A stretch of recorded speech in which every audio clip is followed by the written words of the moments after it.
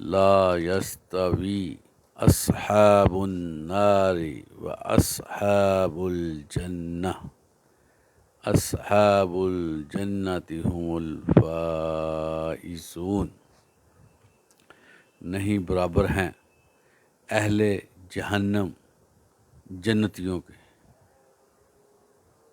اور اہل جنت ہی کامیاب و کامران ہوں گے۔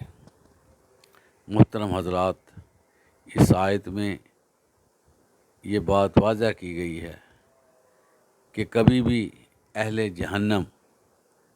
جہنم کون ہیں؟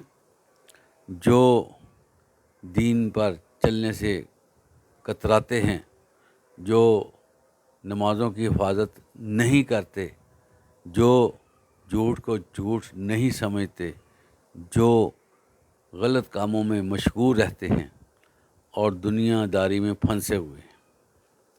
اللہ فرما رہے ہیں نہ تو دنیا میں رہتے ہوئے اہل جہنم اہل جنت کے برابر ہو سکتے ہیں، اور نہ ہی قیامت کے دن اہل جہنم جنتیوں کے برابر ہوں گے۔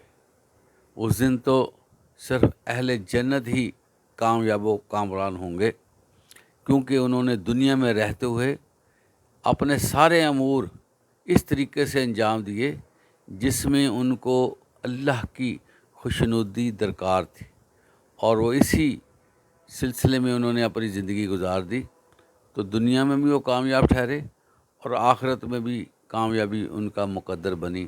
اللہ تعالی ہمیں بھی اہل جنت میں شامل کرے۔ وآخر دعوانا الحمدللہ رب العالمین۔